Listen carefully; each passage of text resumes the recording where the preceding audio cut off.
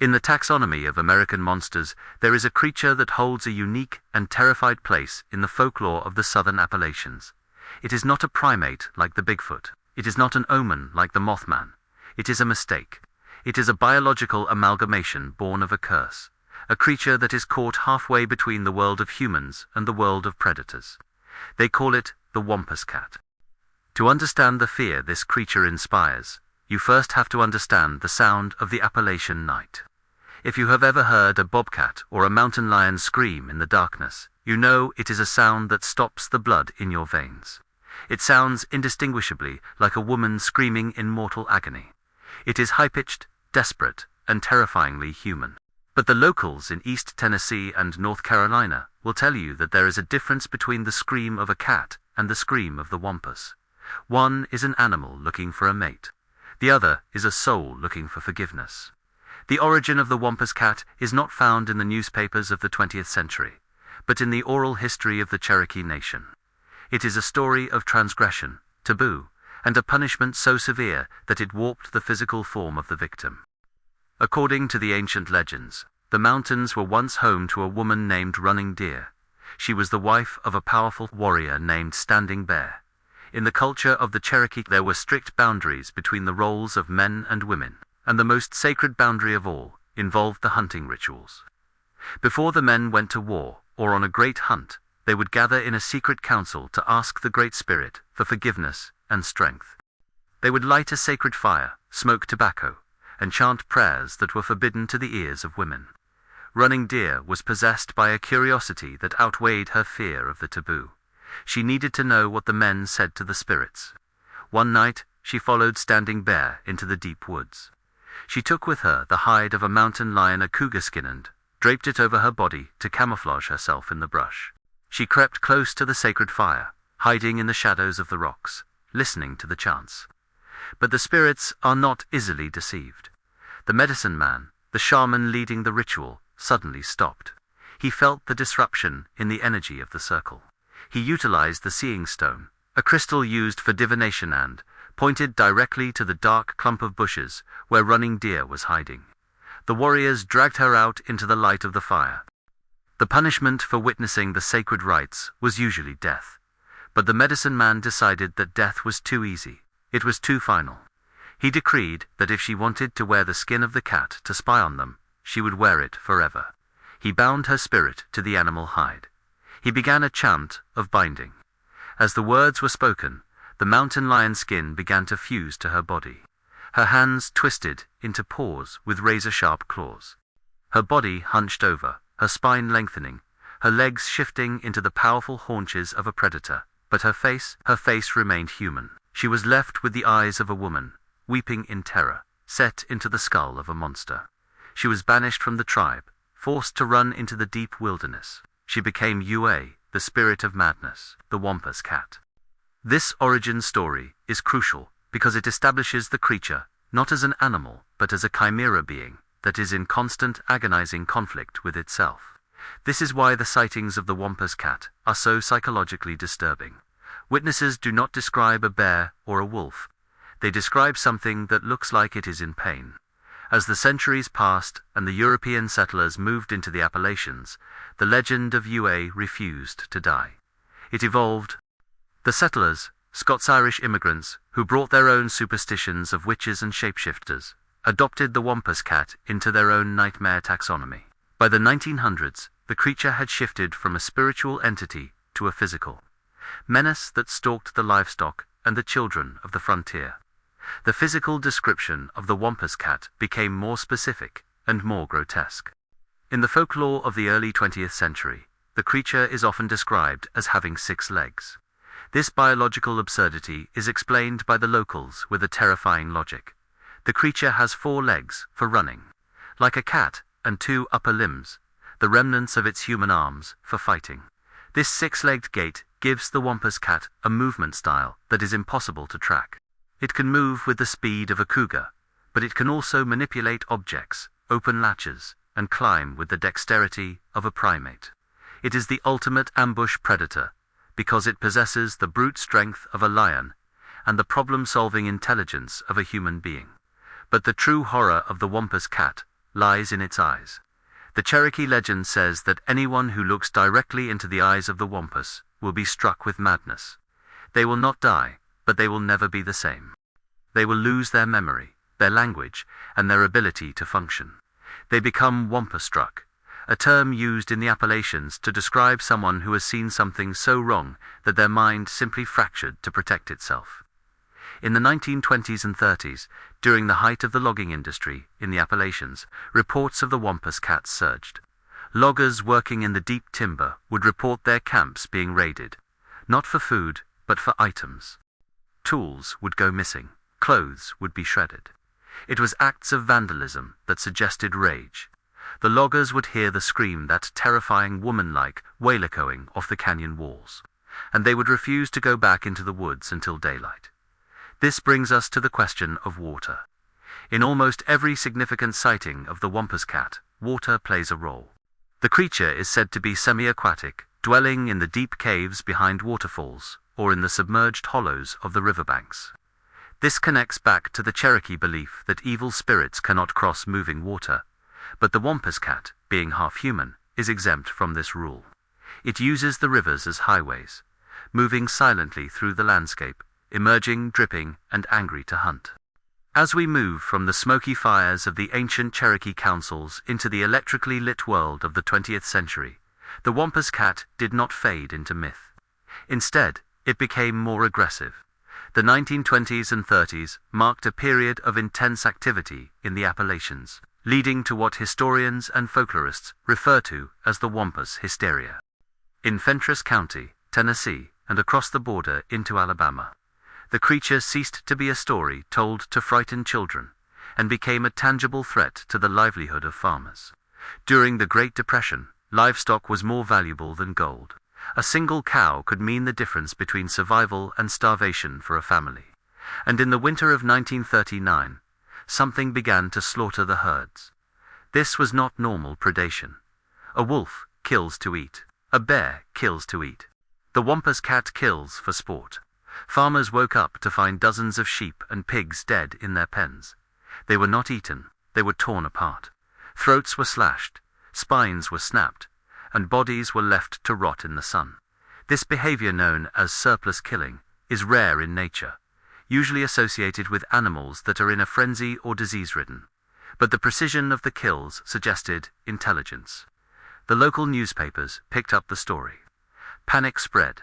Schools in parts of Tennessee were closed or had attendance dropped to near zero because parents refused to let their children walk through the woods to get to the bus stop. They weren't afraid of a cougar, they were afraid of the thing. The hysteria reached such a fever pitch that local governments had to intervene. Bounties were placed on the creature's head. Massive hunting parties were organized, involving hundreds of men with tracking dogs. But these hunts revealed a disturbing pattern. The best tracking dogs, hounds bred to chase bears and boars, would catch the scent of the Wampus Cat and simply quit. They would whimper, tuck their tails, and refuse to enter the deep brush. The few dogs that did pursue the creature were often found days later, not killed, but mutilated, or wandering the woods in a state of shock, refusing to hunt ever again. It was during this era that the physical descriptions of the creature began to merge with the biological anomaly of the 6 legs. While some dismissed this as a visual trick perhaps, a mother cat carrying young, or a tail moving so fast it looked like an extra limb, witnesses were adamant.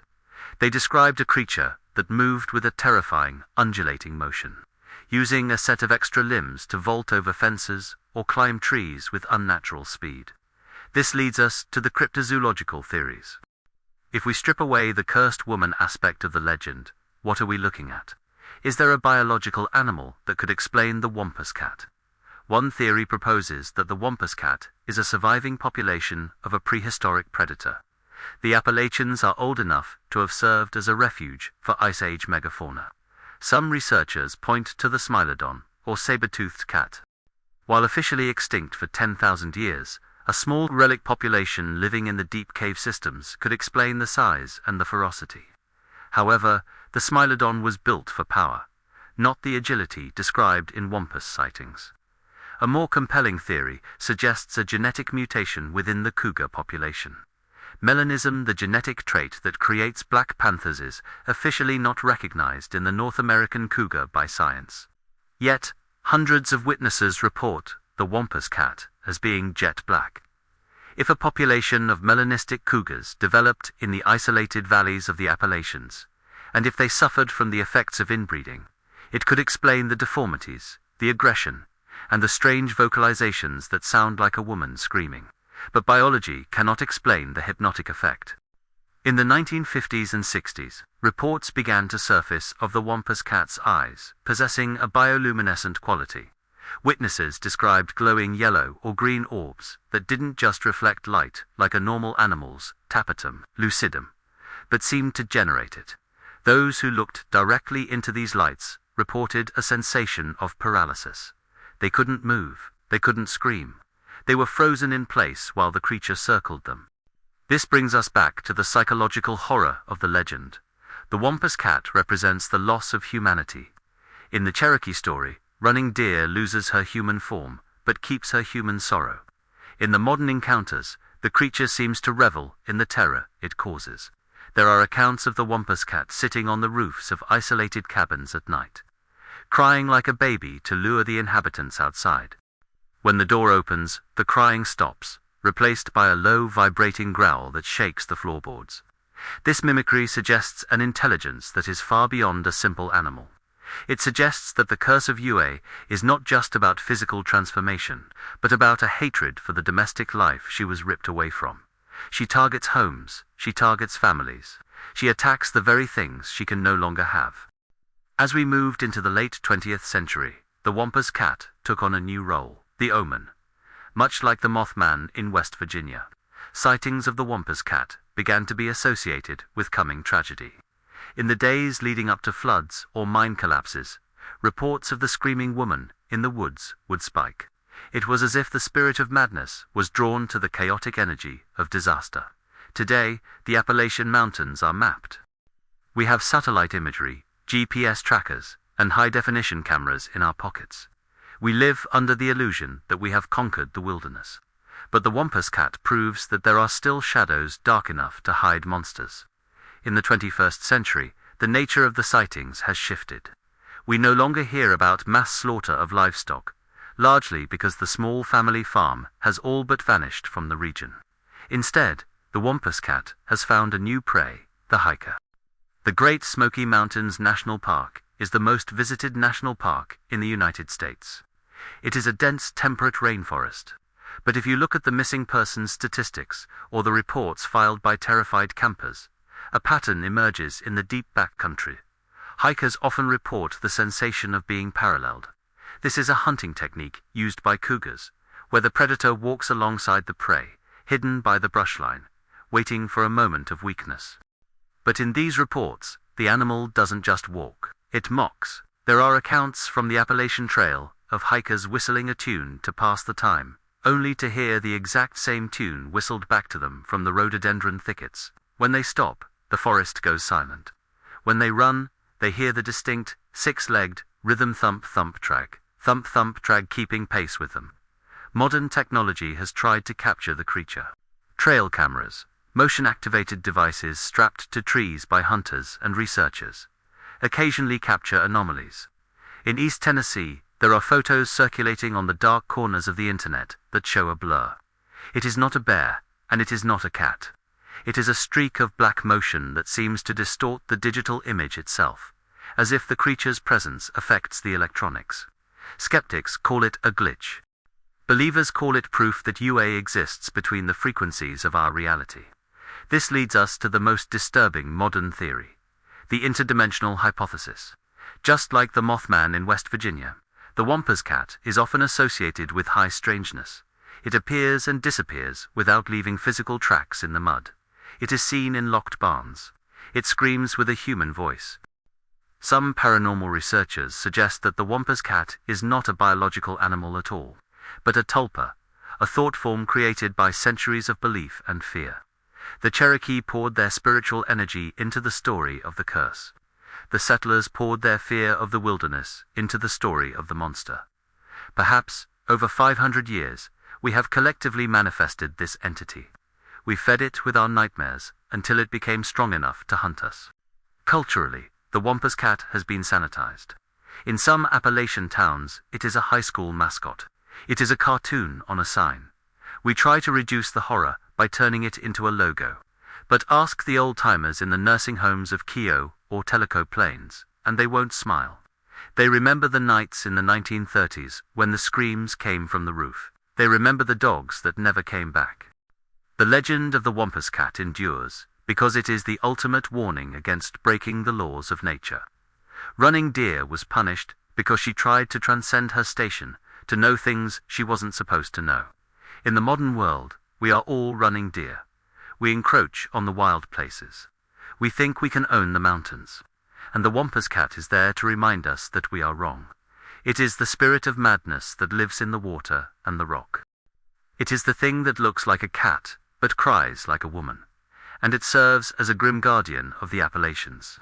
It tells us that there are boundaries we should not cross. If you find yourself near a waterfall in the Smokies at twilight, and you see a ripple in the water that moves against the current, or if you see two glowing yellow eyes watching you from the darkness of a cave, do not stare. Do not try to take a picture. Remember the curse. Lower your eyes, turn around, and walk away. Because if you look into the eyes of the Wampus for too long, you might never find your way back to the person you used to be.